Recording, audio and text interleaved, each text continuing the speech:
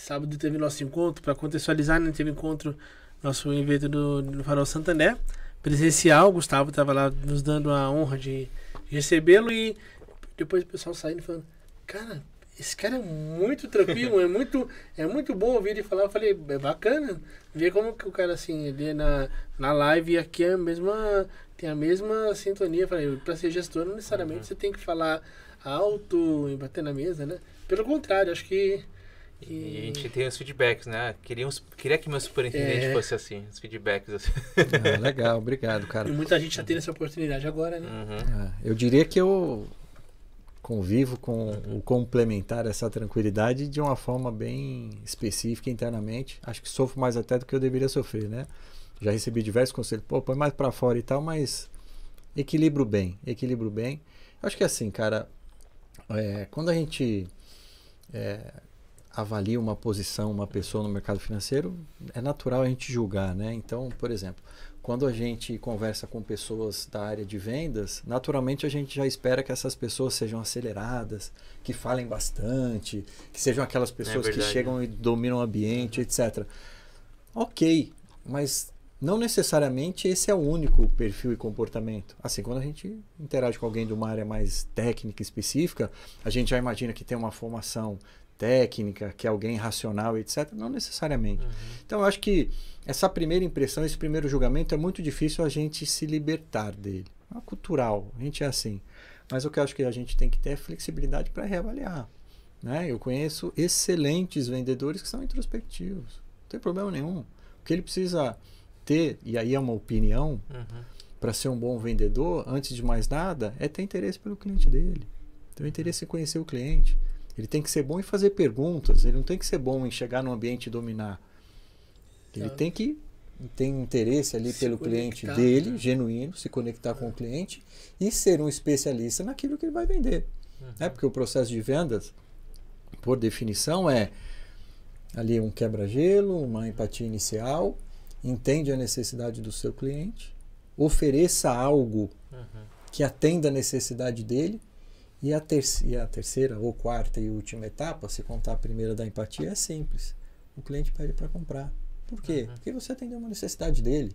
E para isso você não precisa ser falastrão, extrovertido, nada disso. Então, eu acho que a gente tem que estar preparado aqui para não rotular perfis de pessoas de acordo com as áreas que elas trabalham, né?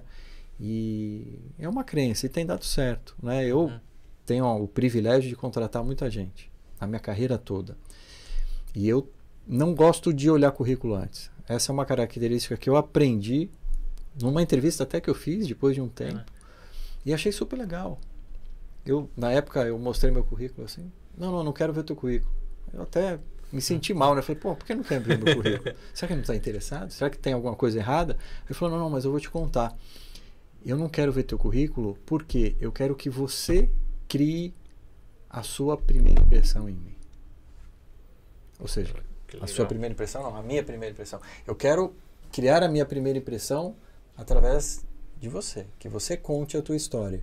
E não que um papel conte. Porque se eu olhar o teu currículo, naturalmente eu já vou criar uma impressão de você, da tua história, e já vai enviesar. Então, eu acho isso injusto. Eu quero que você crie a primeira impressão em mim. Eu falei, que legal, né? E é bem assim, quando a gente olha o currículo, esquece. Quantas vezes a gente olha o currículo e já descarta? É verdade. Sem dar oportunidade para a pessoa a Roberta Cuenca, ela veio aqui e falou disso, falou da certificação, né? Porque olha a certificação, já conclui que ele sai muito de investimento, depende muito de certificação. Ou não tem certificação, já exclui às vezes. Exato. A certificação é um ótimo exemplo. Não faz o menor sentido.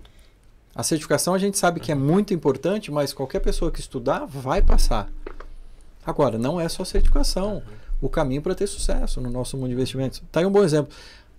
Foi um impacto tão grande que ele criou em mim, nessa entrevista, que a gente virou amigo até hoje. Virou para mim uma referência. E realmente é um cara brilhante, é um mentor. E eu passei a copiar, fazer igual, porque eu falei, nossa, faz todo sentido isso que ele falou, faz todo sentido.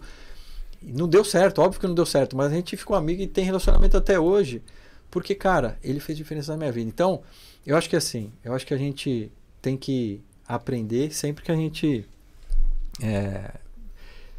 toma contato ali com uma situação que a gente pode até ser bom, o que a gente faz pode até dar resultado, mas se a gente aprender algo, nos gerar impacto e for melhor do que a gente faz, cara, a gente tem que ter zero vaidade e já trocar e já passar a fazer diferente. E esse ponto de não ver o currículo é legal que desconstrói um pouco também do mito que muita gente cai patinando no mercado, que é, pô, eu vejo que tem pessoas que se preocupam muito mais em ter um currículo ali com uma formatação bacana do que ter uma qualificação suficiente para poder exercer uma atividade, né? Ou seja, ela quer colocar uma roupa bonita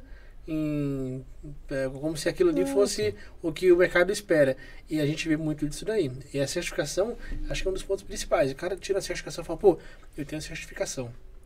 Mas se ele não entender como que aquela certificação, a experiência no trabalho, na faculdade mudou a vida dele e forjou uma pessoa ali melhor, se ele não entender isso daí, nada que ele fez foi útil. Claro, por isso que em qualquer entrevista que eu faço, qualquer bate-papo, e que eu tenho a oportunidade, cara, eu sempre começo por uma pergunta. Me conta a tua história.